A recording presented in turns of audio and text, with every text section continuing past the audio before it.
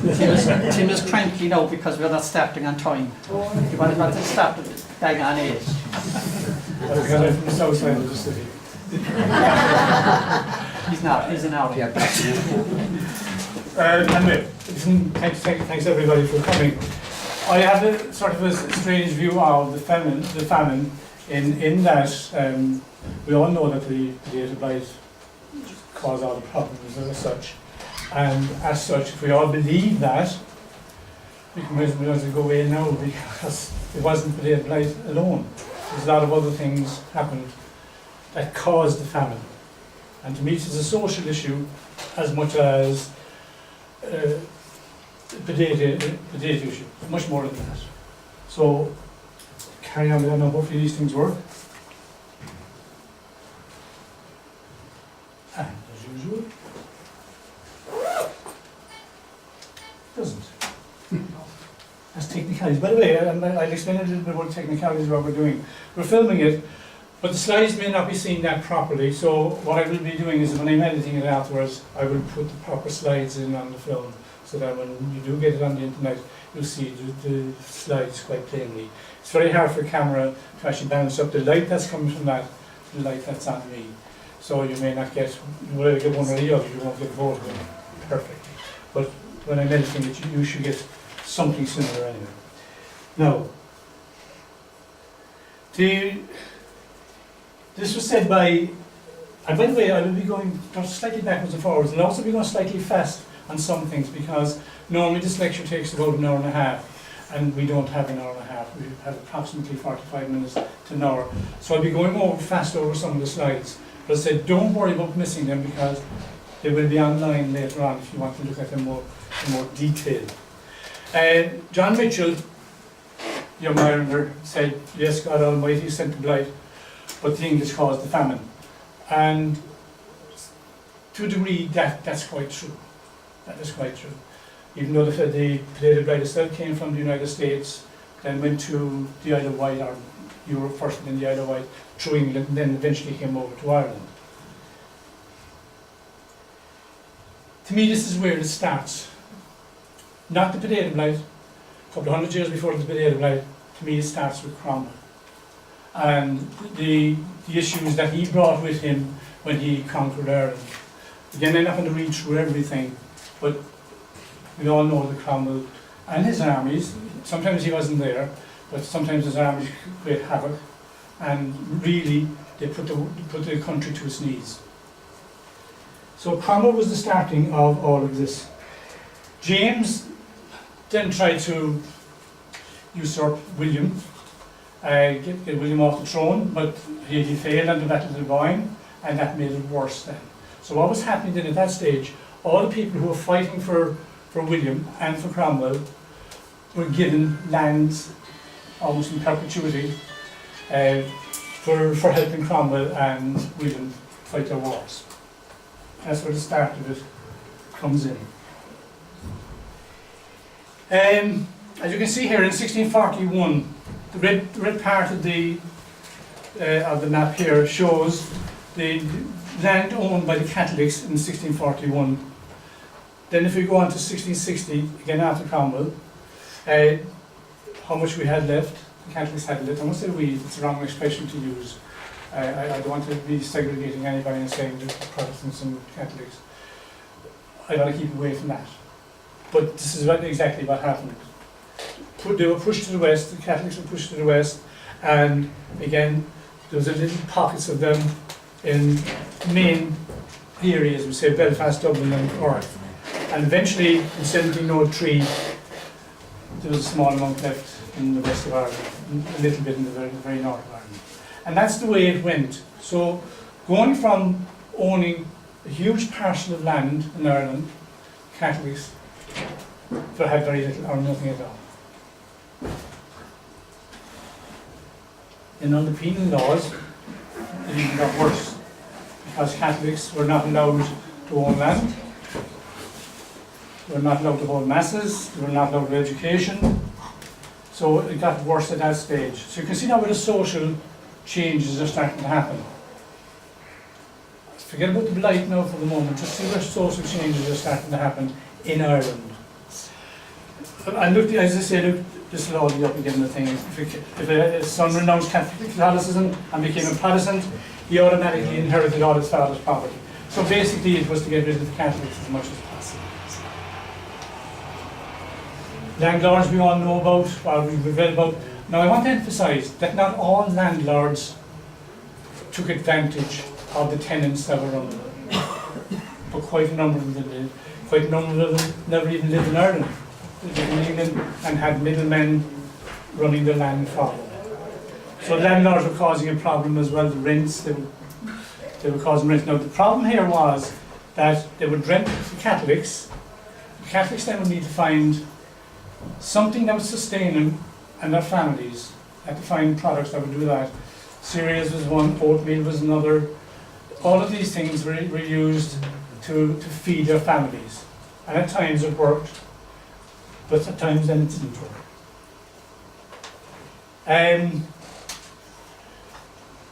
They were living in hovels, they rented out hovels, and we see animals in the house. Now this is where Ireland got a bad name down through the years. Also you had animals living in the sitting room, which pigs in the parlour. This is where it came from.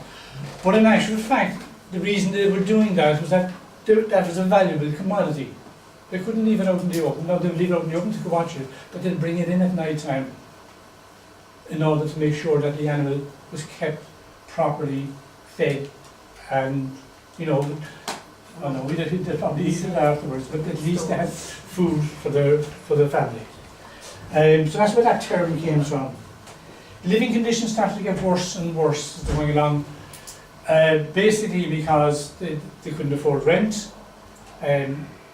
Potato started to come in then at that stage, because the potato was a very funny commodity. It had almost every vitamin that sustained, even though they didn't know about vitamins that time, it had everything to sustain a family.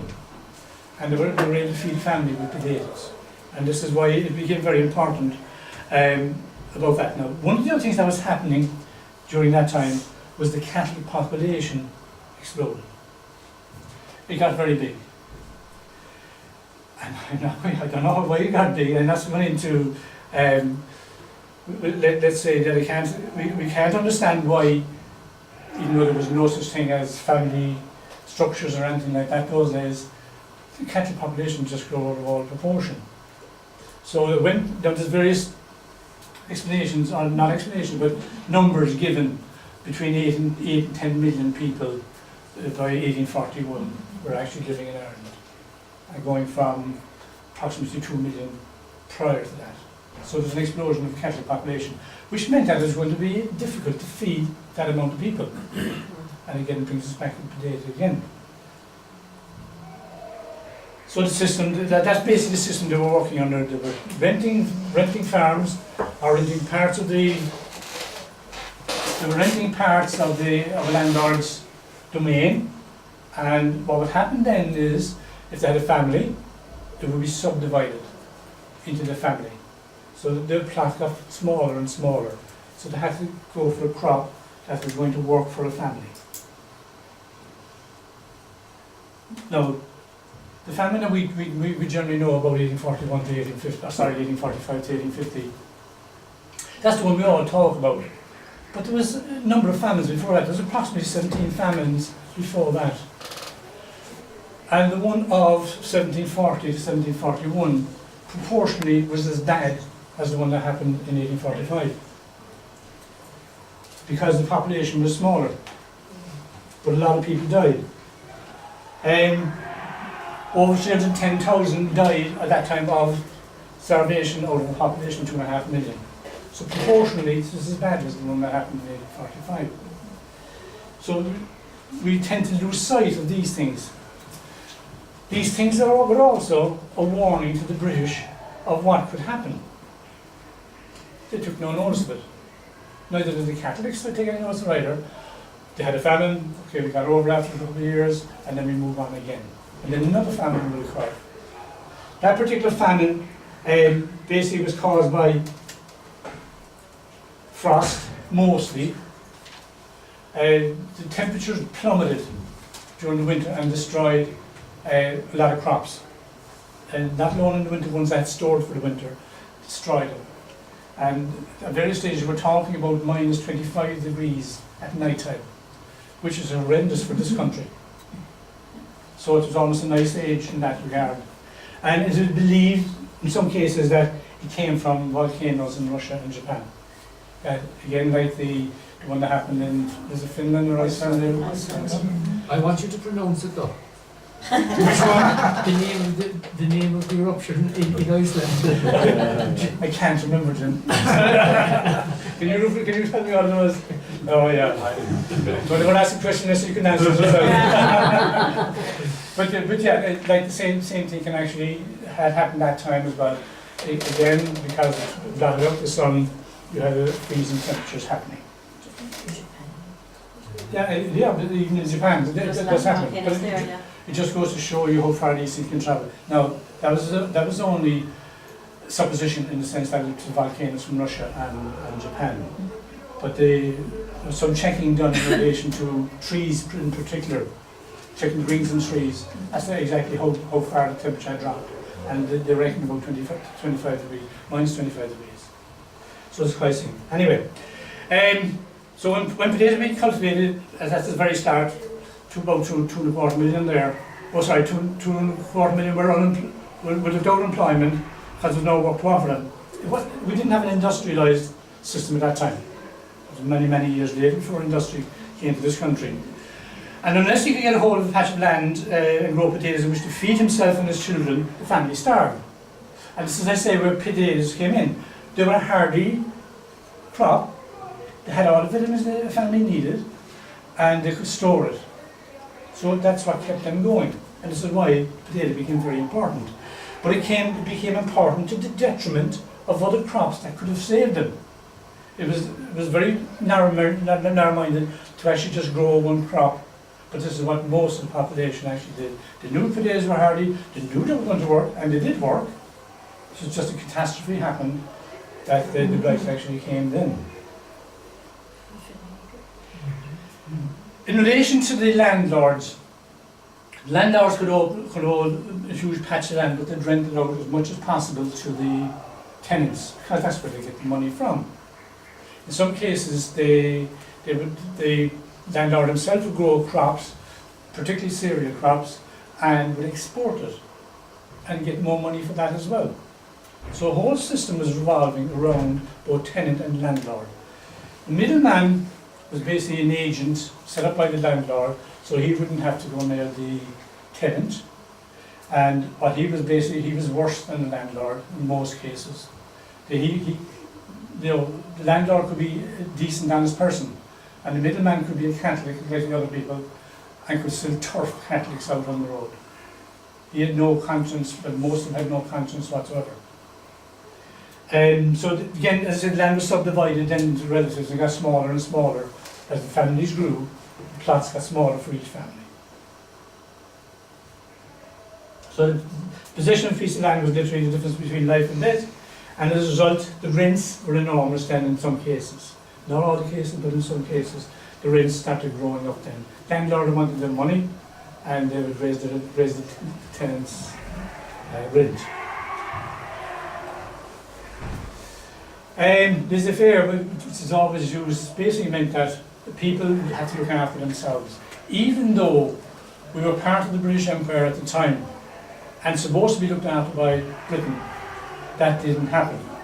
Because basically you had people in government who basically said, no, let them look after themselves.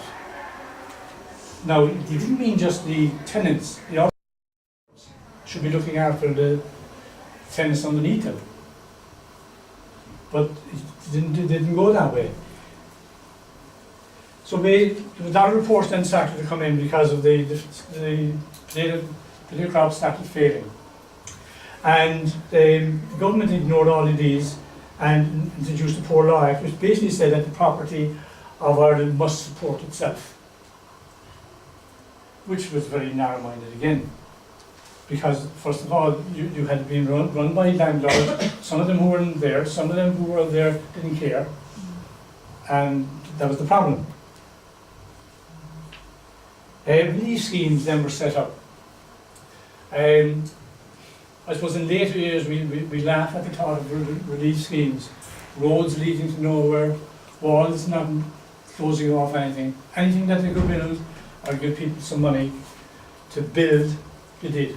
And yet they were useless. It was a sort of a useless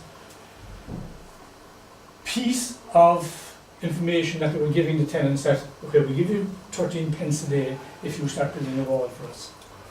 And the wall might be holding anything in. Robert Peel. Now, I have a fair bit of admiration for Robert Peel, and as I say, I'd like to try and make sure these things are down the middle in relation to giving credit to people or non-credit to people. Robert Peel did try his best to feed the Irish people by getting Indian corn, putting on relief work and things like relief works as well. He did his best to do that. But again, the blights then started appearing in the Isle of Wight at that stage and spreading throughout England. The survival plan was basically the first organisation local, which seems logical. Local efforts came together. Second part of the plan consists of relief schemes, which I said happened a while ago. Walls, roads leading to nowhere. There's a famous one down in Fermoy. As you go into Fermoy, down to the hills in Fermoy, there's a big wall up the side there. It was one of those relief schemes still standing.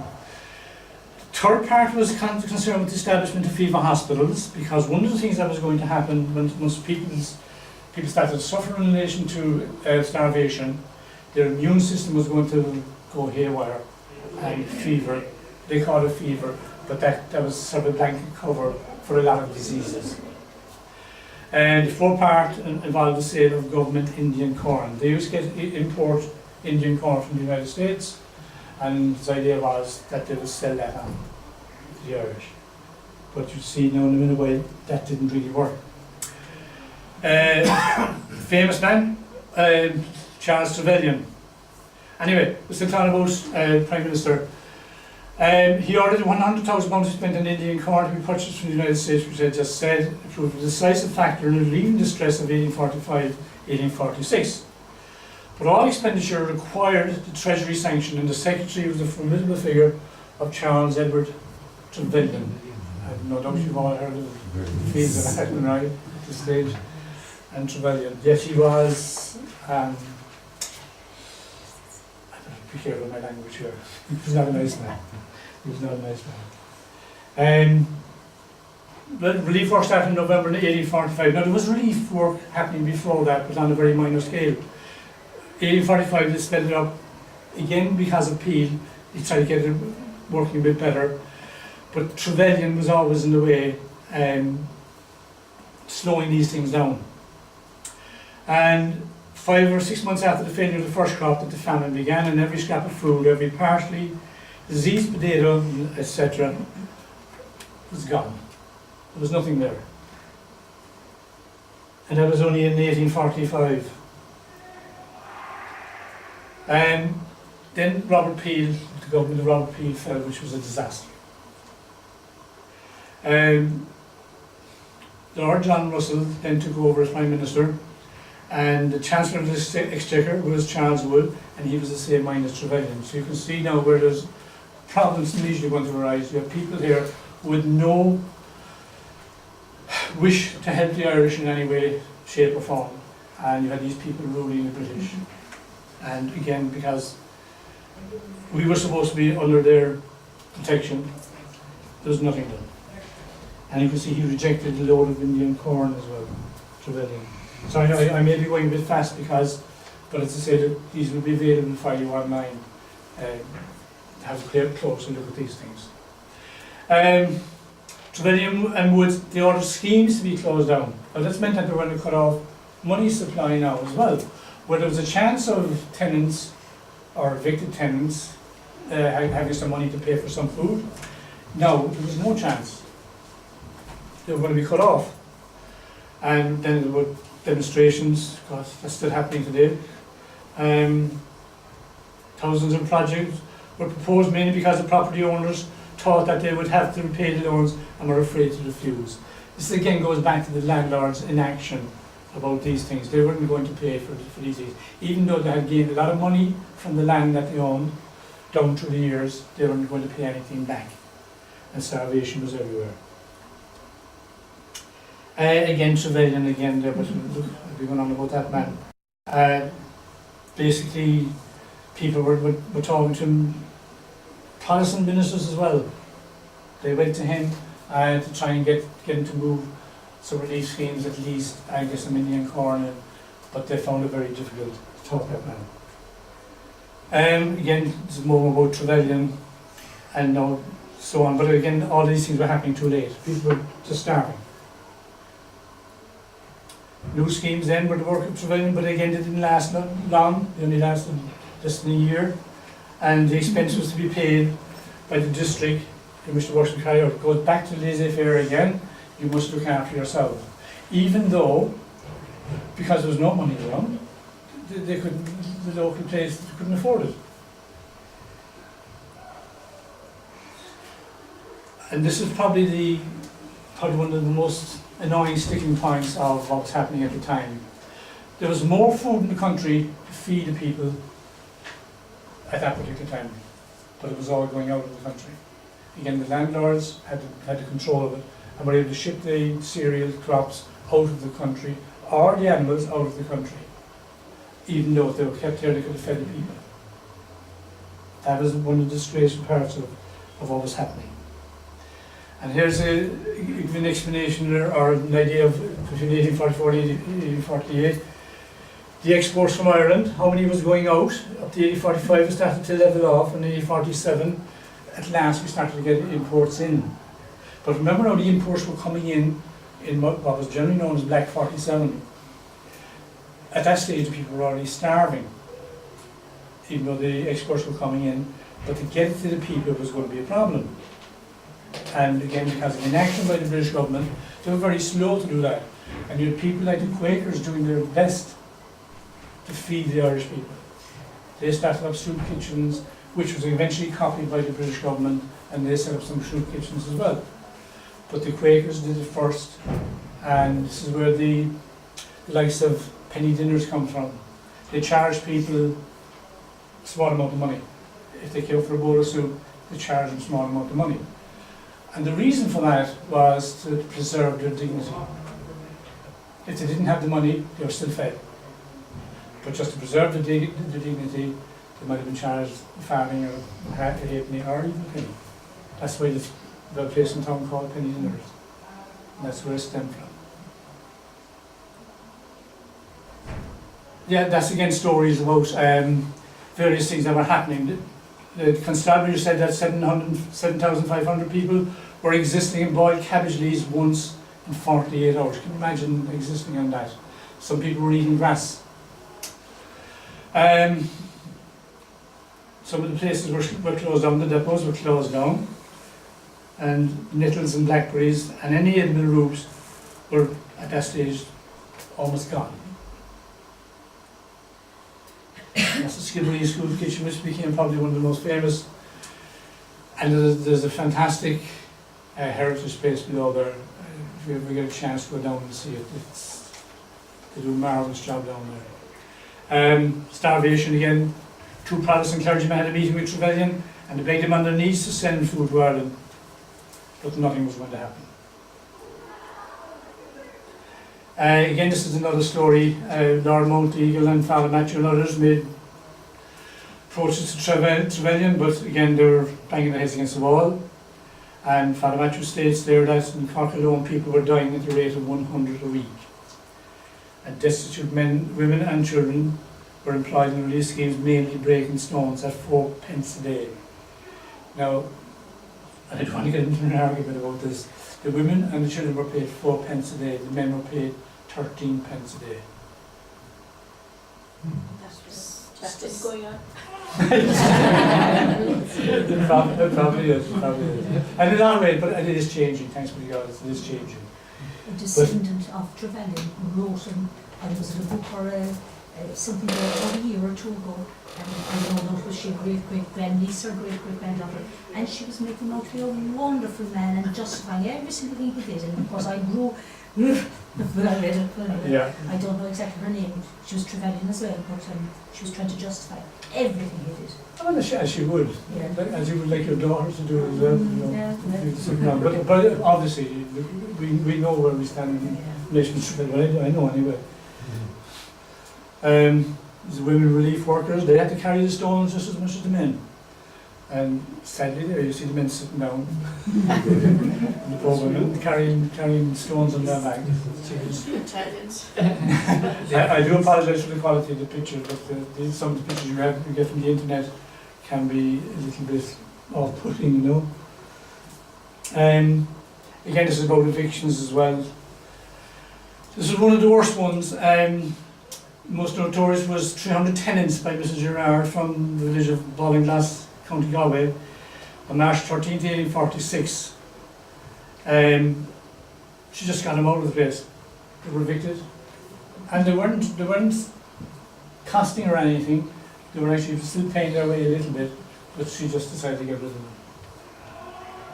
And I'm afraid that's the way thinking of some landlords were. Not all of them now, and I stress that, because some landlords were fantastic. Again, this is about the Society of Friends, as I said a while ago, the Quakers. They were the first to set up soup kitchens, and I just can't praise them highly enough for what they tried to do during the famine era, and even afterwards. Some of them died doing it. Some of them went bankrupt doing it. So I think there's a great credit due to them. That's just basically talking about people like the Quakers organising things other than the British government, which were inactive, to be quite honest with you. And by the way, I should stress also that not alone were they not having effect in Ireland, we talk about the British Empire. In India around the same time, 11 million people died from famine in India under the British Empire. Again, so Ireland wasn't the only one that was suffering at that particular time. So that's about the Quakers and so on. Yeah, that's about setting up. We covered that. It's the soup kitchen in Barrack Street. And as I said, while ago, diseases were the next stepping stone to after starvation. And everything happened. Like you could contract anything from cholera, typhus, and so on, dysentery, random drops of diarrhea. This happened. Look, it happened, and people were dying. I think as many people died from diseases as from starvation in that time.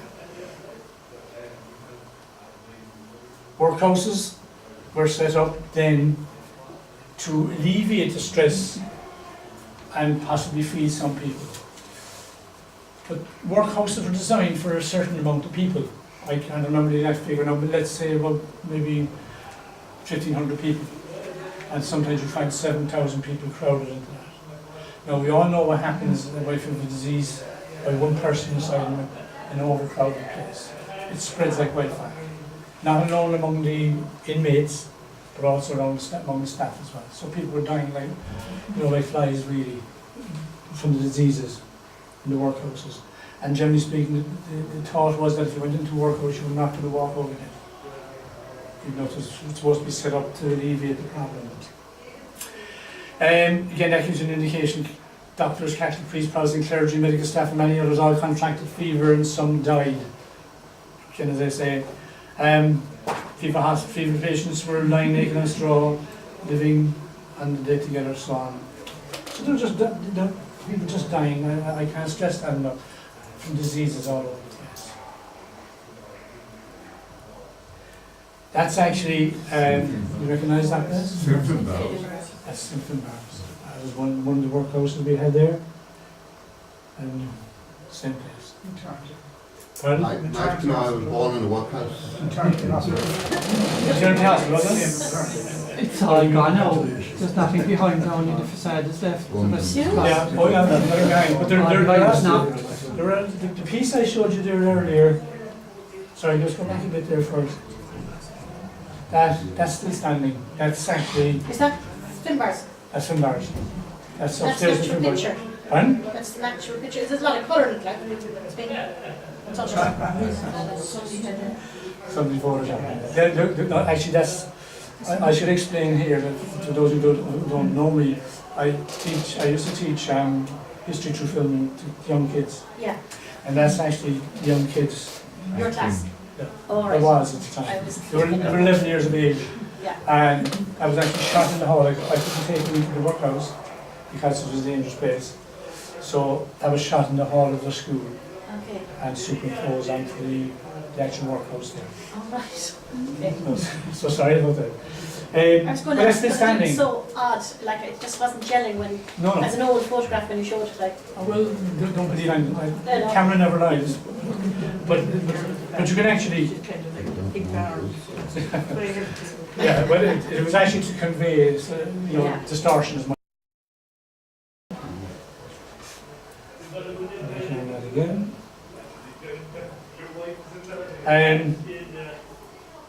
As I said a while ago, they weren't created with a famine in mind. Workhouses were created just to help people out, but again, because of the amount of people going in there, the overcrowding, etc., it obviously got very bad, particularly in relation to diseases.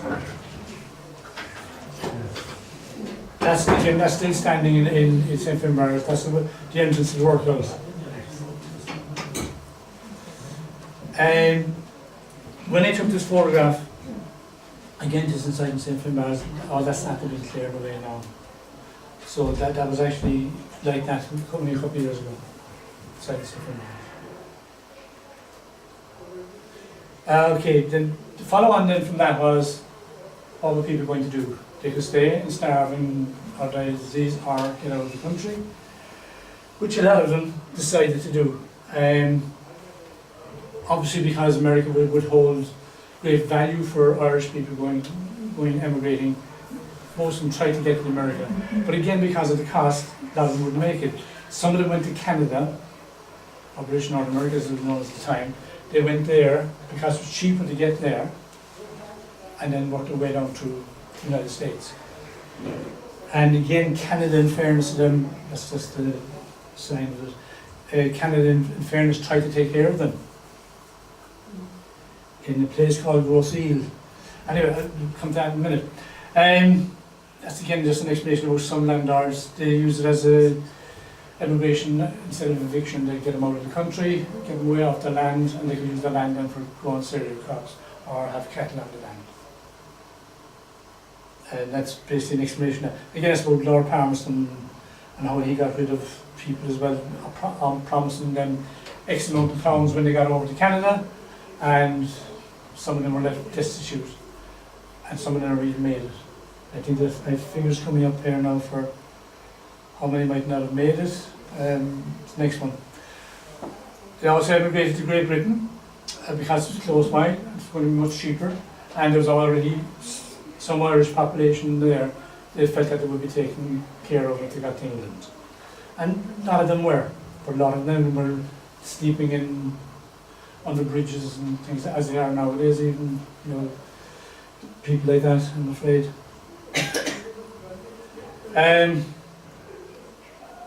That'll give you an idea, 300,000 in June the 1st, in 1847. 300,000 Irish landed in Liverpool, and they were suffering from fever, which meant they were to spread the fever even in England.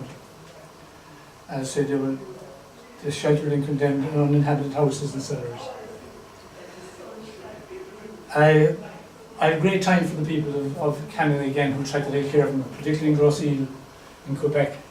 And they tried to take care of them there. And we've all heard about coffin ships, like they were an utter disgrace.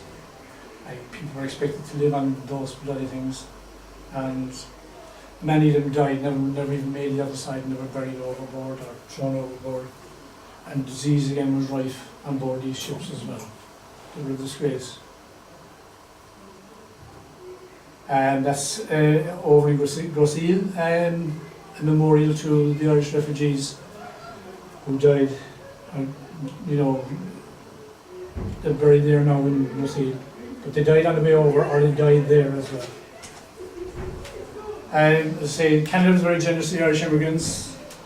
8 Catholic priests in the British Montreal died from fever. Again, just gives you an idea that they didn't understand this fever business. We know it nowadays as an epidemic, and because of no antibiotics or anything to save them those days, they're going to lose it straight away. Over 100,000 immigrants left Ireland for Canada in 1847. By the end of that year, 20,000 had died in Canada alone, and 17,000 died on the way over. It's a horrific amount. But as I say, Canada tried to take care of them. That's modern version, a picture of Groseal. They didn't have helicopters that time. And that's a burial place in Groseal again. Was Crossy like the Ellis Island of New York, like? But they denied Kind it of. to keep them separate? Yeah, Okay. that was there's an embarkation point, disembarkation point. Yeah, but they were deliberately on an island so they could kind Oh of yes, check try to them control it before as they- much as possible, and then Yeah. they leave them on. Yeah. Like a lot of them made their way back down to the United States, Mm. but a lot of them they never even made it, as I say. And that's just a quayside scene.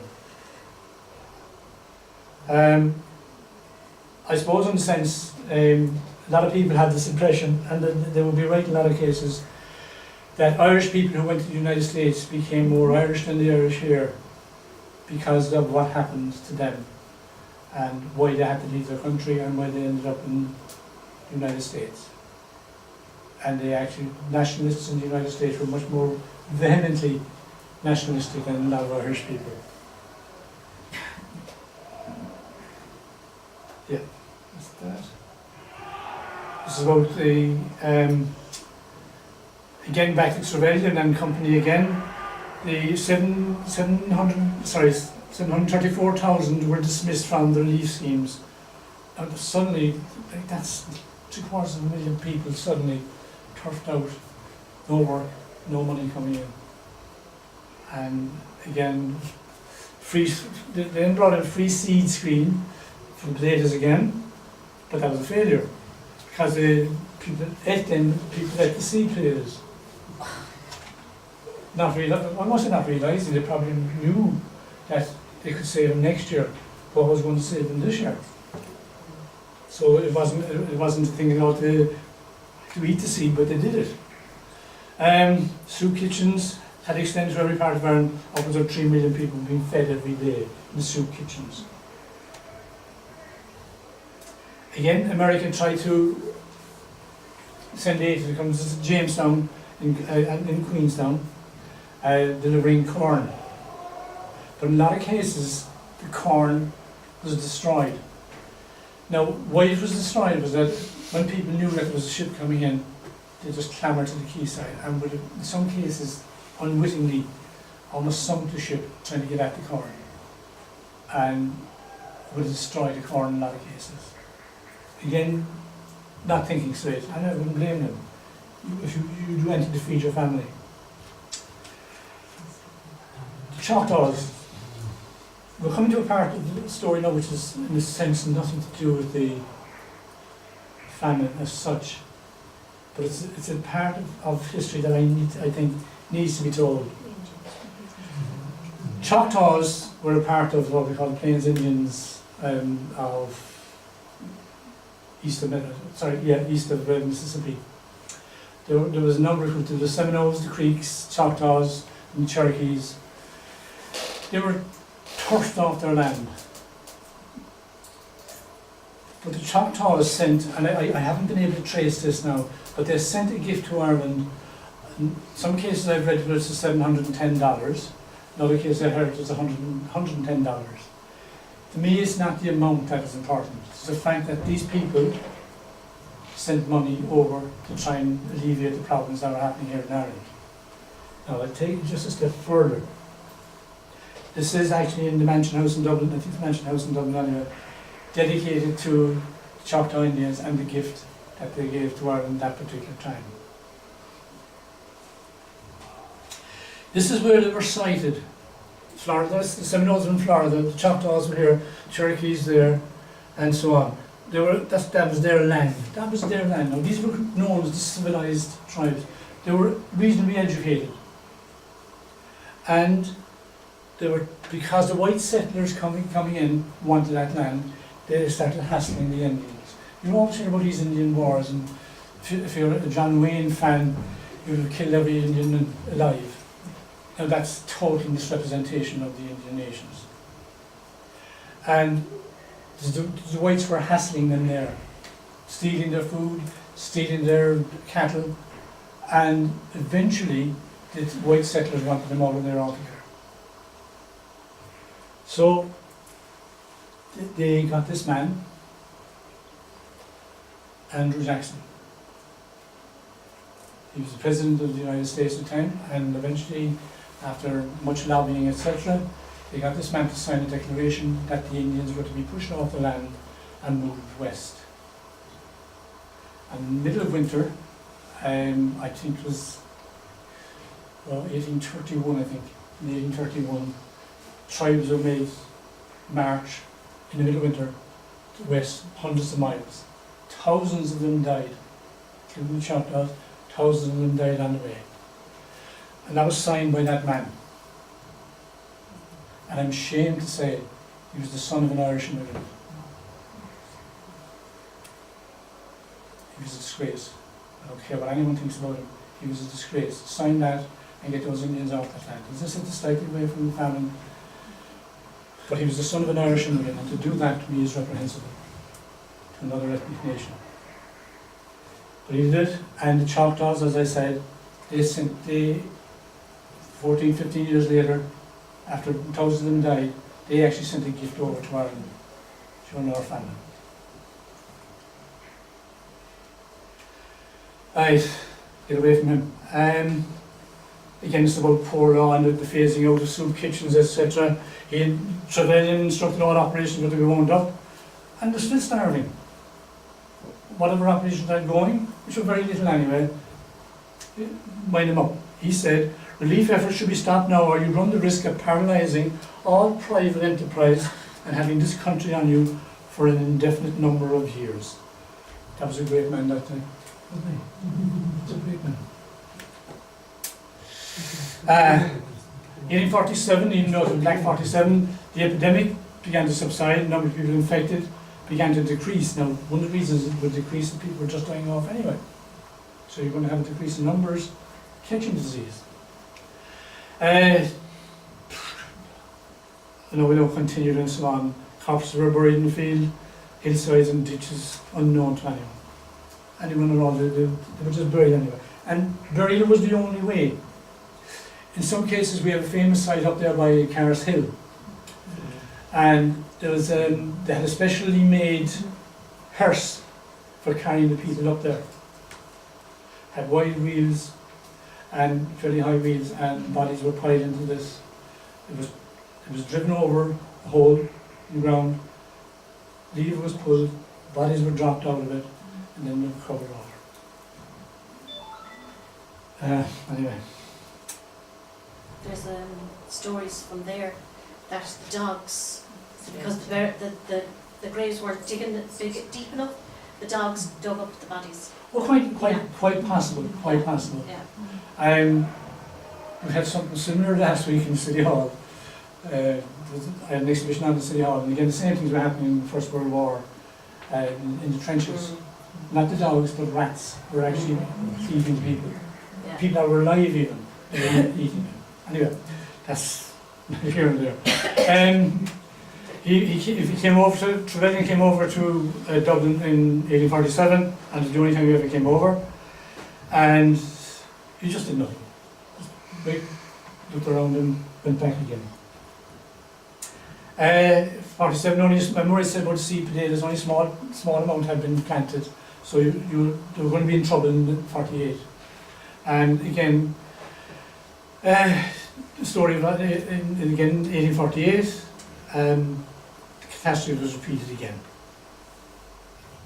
Russell or Woods or Trevelyan would not advance any more money, and all the officials were ordered to return home. Went back out of it, lads. Nothing you can do.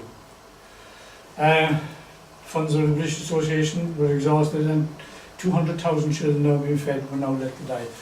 There was money there to feed some children, but once they pulled out, that was the end of the money. And 200,000 children could have died. I don't even want, even one man, he gave out about one man, British Coast Guard Inspector again, Sir James Dunbrain, who was a Protestant, upon encountering starving all of his subordinates to give free food handouts. He was publicly rebuked by Trevelyan for doing it, saying they should be looking after themselves. And that's what he said, there was nobody within many miles who could have contributed 1 shilling to people who were actually dying, Dunbrain said. Look, if you want to go through Trevelyan all day, I'm going to move on from him before he drives me mad.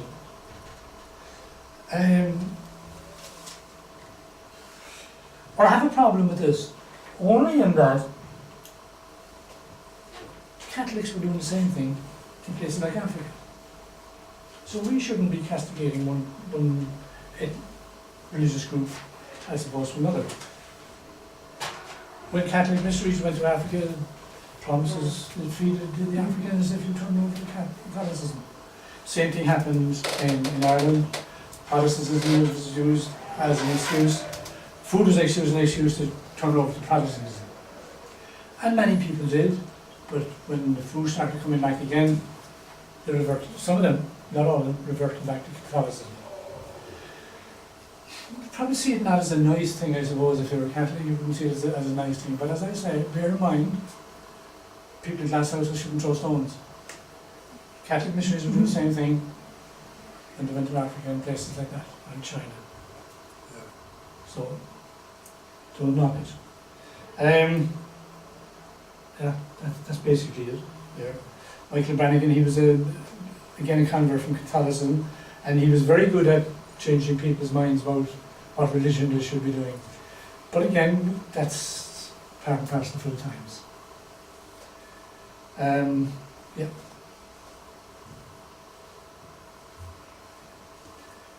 Now, Dr. Trail, I have great admiration for that man, even though he had the mindset similar to Trevelyan's, that people should be taking care of themselves.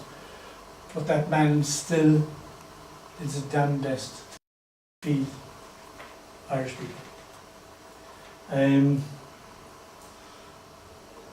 This is a famous picture of Dr. Trail. And it shows the Mullins household in Schull. 3 days prior to Dr. Trail coming along with Dr. Donovan from Skibbereen, the wife had died and she had been buried in a shallow grave out in the front yard. And the father was dying. There was three children in the corner in a bad state. And Dr. Trail came along with Dr. Donovan and did their best to help him out as much as possible. The father died soon afterwards, but Dr. Trail also died a couple of days later. And I have great admiration for that man who went out and put his life on the line for a religion that wasn't his own. So as I say, there was people on both sides of religious divides who tried to help out people as much as possible, and Dr. Trail was one of them. And only one of them, there was plenty more. This is Dr. Donovan, who lived for many years afterwards, did Trojan work around Skibbereen, trying to help out people, particularly at their fever and like that, and almost killed himself a couple of times, but managed to pull through.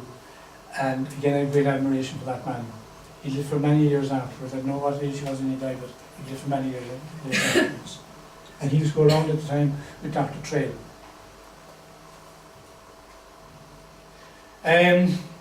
That was about the village of Ballinglass, which we said a while ago, about evictions as well. And you can see there were some of the Highlanders who were evicting these people, actually gave the people some money. So you can see that some people tried to help out as much as possible, in any way they could. Even if they were evicting the people and they had no choice but to evict them, they could have been shot otherwise. This is about a landlord. He instructed a steward to arrange for all oats and grain grown on his property to be ground and be made into meal and flour for distribution to his tenants. So as I said, there were some landlords out there who did their best to try and feed the people.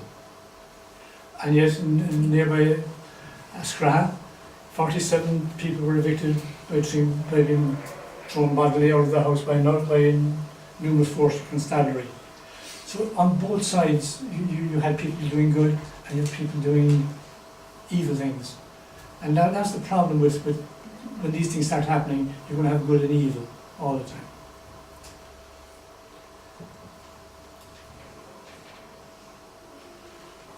And I was saying this a while ago about all vehicles loaded with grain or meat passing out of Ireland had to have a naval escort. Government food depots and sub-depots were guarded by police and troops, and 60,000 tonnes would have left the country.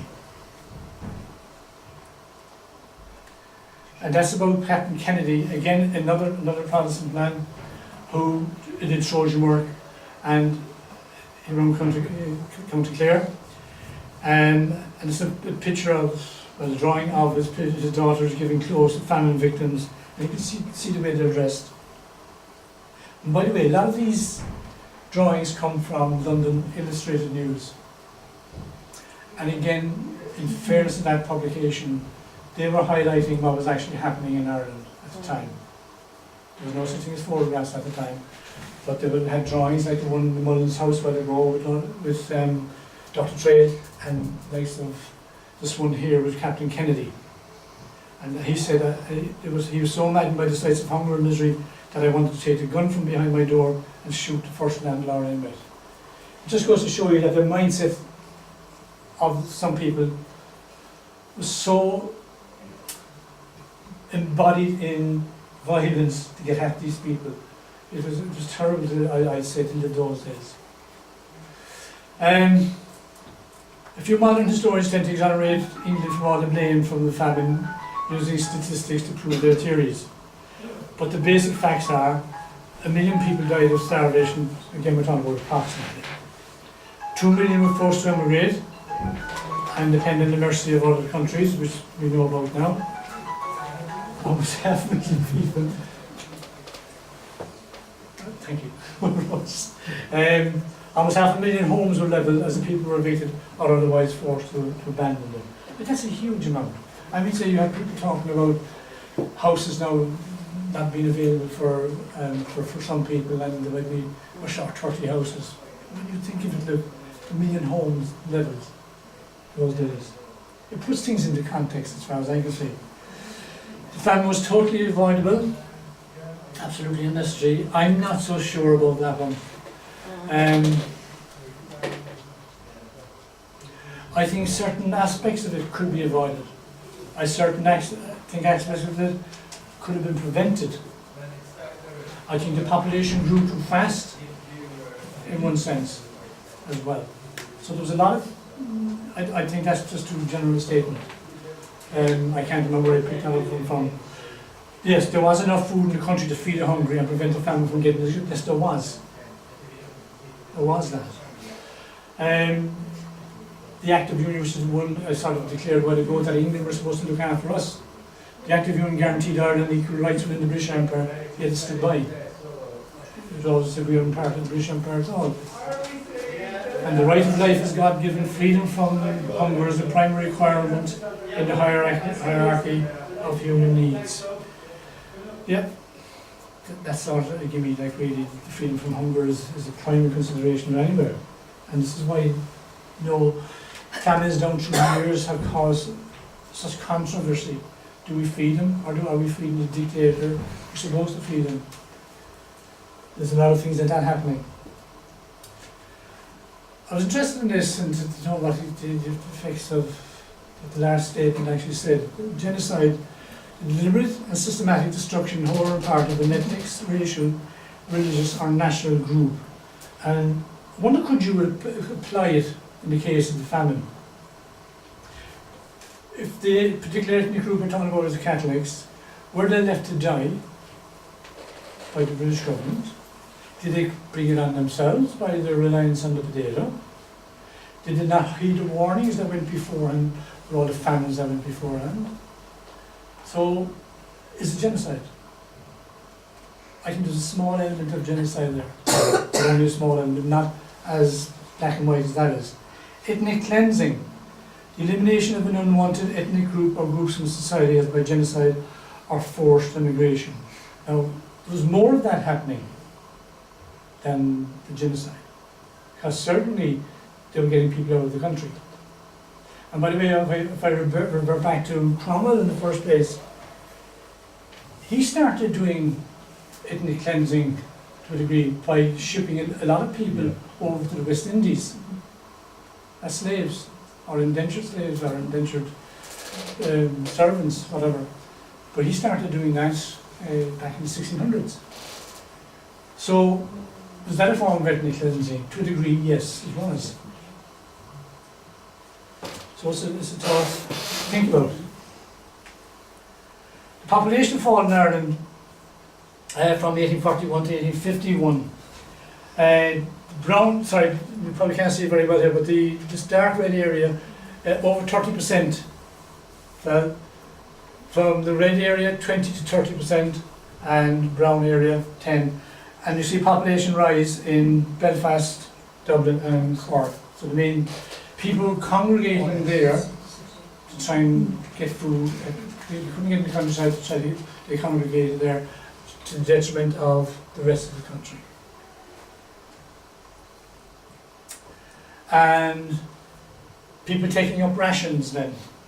Again, the most amount were taking up rations were in the west of the country, little amount on the slightly east of the west of the country, and again you can see the one part that's been well fed, 6 counties, Northern Ireland.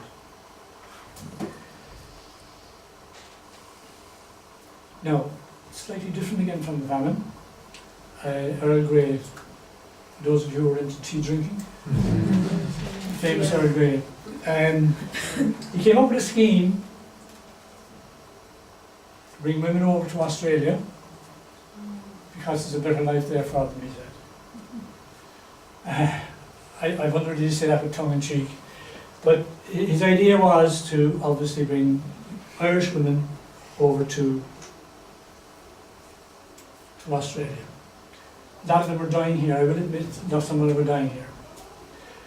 But he picked mostly able-bodied women, and approximately 4,000, if I remember rightly, he started shipping over, and picked the ages 14 to 18.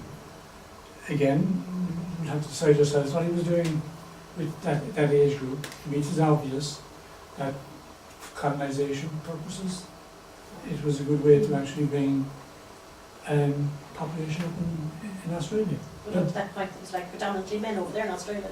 It's Yes. only shipped out there. Yes, but also remember, before you go on that road, and you are quite right, a lot of women were already been sent over there. They stole a loaf of bread, 7 years ago. Yeah. You know, so women were like, Going to, yeah, like a woman is more likely to commit a crime to feed her children than a man would. I'll be the first to admit that. And steal a loaf of bread after you went to Australia 7 years. But 7 years is going to turn into a lifetime, they'll never get back. So you asked like that, there was already women there, but he was bringing over more.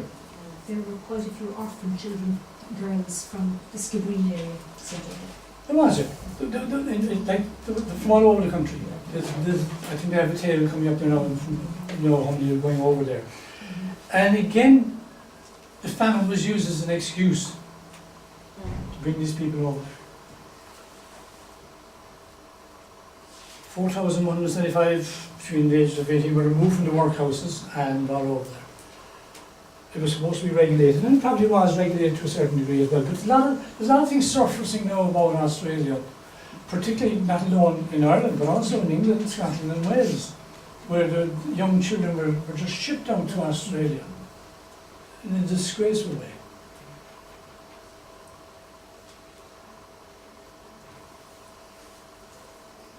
Um, 20 ships were dispatched 2 years from 1848 to 1850, and that's the amount of immigrants that were put down as immigrants anyway. To me, they were forced immigrants in most cases.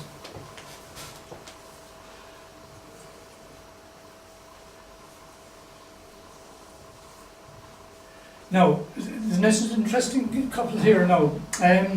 Superintendent of work in Mallow, who you think would have known, and more than likely he got the right idea. It was a good life. It was a better life than they had here. So it was a good scheme in one sense, but I think he did it Ray did it for the different reason. But it was a better life for them, in some cases. And he now has 2 daughters there, and some of the women that were already there sent home for their relatives to come over as well, because it's a better life there.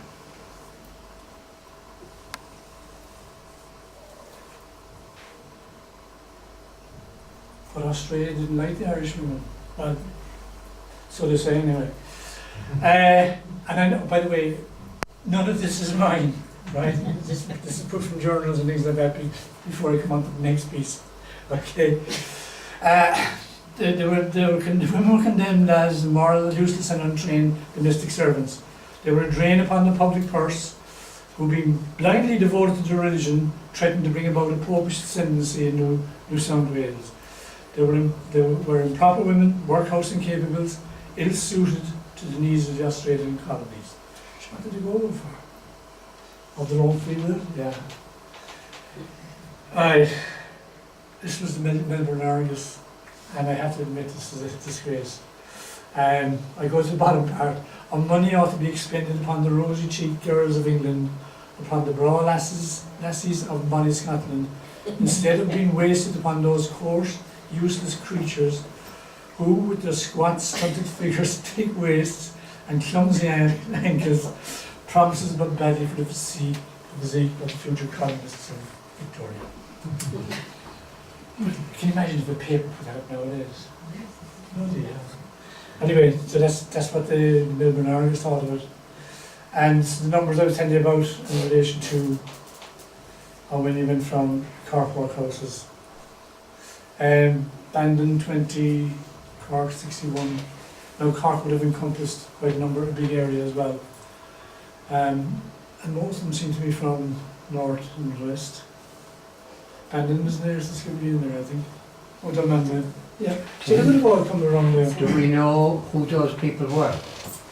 As of no, I don't know. You don't know but certainly, Lists, yeah. yeah. One of the things that you can be guaranteed that there is a list of them, as you were saying, somewhere, because Australia was very good for actually holding records. So there will be a list there somewhere.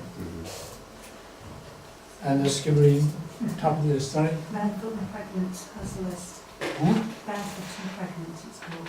Oh, is that right? Very good. You might pass that on to local event. Very good. So you can see 110 from Skibbereen. But Skibbereen was one of the worst hit areas, again, during those times.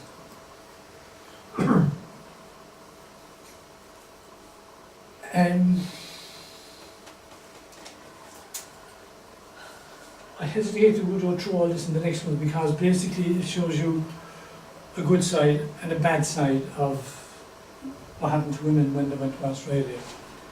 I'll read it fast if you don't mind, right?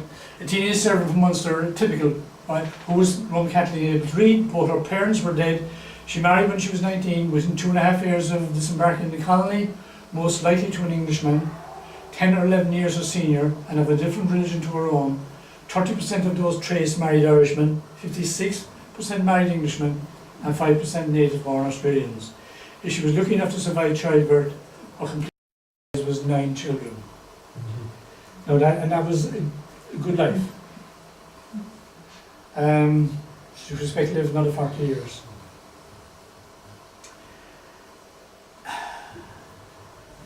Right. There's a funny part of this. His trousers were in the basket when he was found abandoned in the alley. Annie, 17, was from Mallow. She arrived in Port Phillip on the 14th of May. She was assigned to James Gardner for 6 months, wage £8. With the permission of the Melbourne Offering Committee, she married Samuel Phillips. He had been transported to Van Diemen's Land for stealing a basket of brassware. His trousers were in the basket when it was found abandoned in the alley. I don't know how he got around that. They had 10 children. Her husband was a carrier, digger, cab operator. He was a He's a fairly good man. Storekeeper and shoemaker. His son David became mayor of Brunswick. She died in October 1900. Her estate valued at £235 sterling, which was a lot of money. So she did well for herself. Sadly, the family outside embraces 22 different nationalities. They got around. Sadly, Mary Colligan did not have the same kind of life. And this was the problem with both sides of the story. She married in Geelong, misfortune to marry James Walton, a man addicted to liquor and abusing violence to his wife. They were charged with murdering an Edward Howell. Mary got off, and James was sentenced to 18 months hard labour for manslaughter. And we think the courts are lenient nowadays. A few years later, in 1882, still living in tent, long history of domestic violence came to a fatal climax. Mary thrown into the cold night, beaten and kicked by her drunken husband, suffered a miscarriage. This was the 5th child she had lost because of her husband's beatings. A few days later, she died in Ballarat, and he received 7 years hard labour. That bastard should have been strung. Sorry. Yeah. You know, the price of a life is 7 years. I don't get it, I just don't get it. Sorry. Again, this is a girl telling me how well she's doing in Australia. And I know I put this in red here, you must think there's any danger from the blacks, but there are very few now. The kicker there is that there's very few because, like the Indians, they were turfed off their land as well. That's why there's very few around the main areas, the colonised areas of Australia. So she was well off, and she was telling other people to come as well. And that's one of the factories that the women would have worked in Tasmania, Cascades factory. And now, again, deviate slightly from the family again, and the cause of the famine.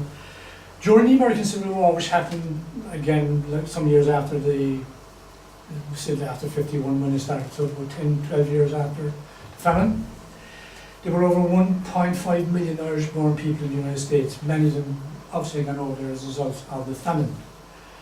170,000 of them fought in the American Civil War. 150,000 fought for the North and 20,000 for the South.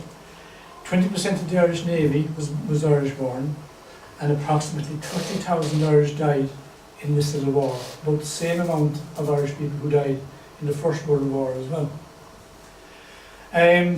John Mitchell, who we spoke about earlier at the very start, who was a young Irelander, fierce nationalist, went over to America when he escaped from British, Tasmania, he escaped from, and he went over to the United States and owned slaves.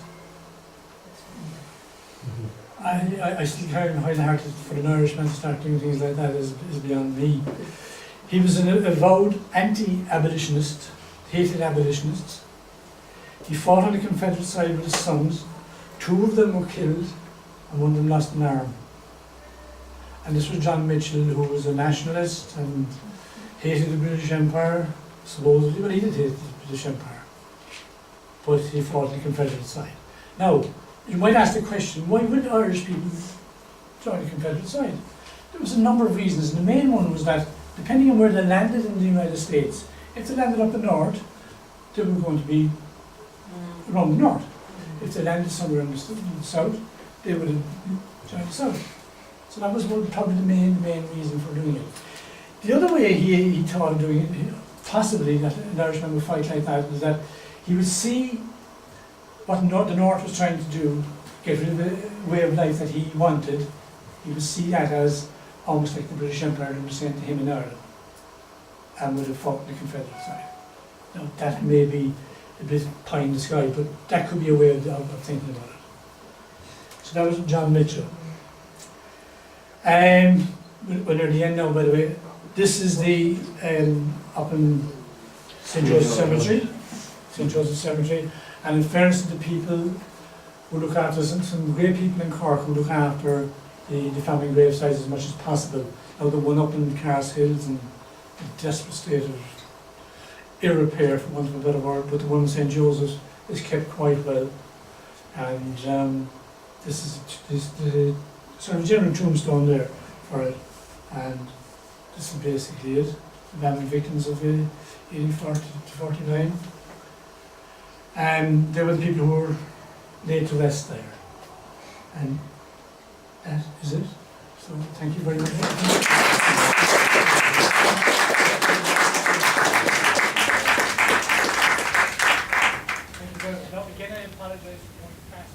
He threw my 3 children out in the street.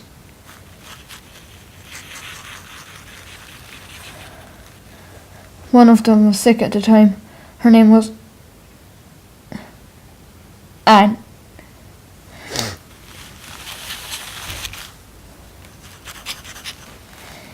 She died last week. She was 4 years old. Coleman, my son, age 10, died last Friday from cold and hardship. My wife and remaining child is lying sick in a hovel I made against the ruins of my house.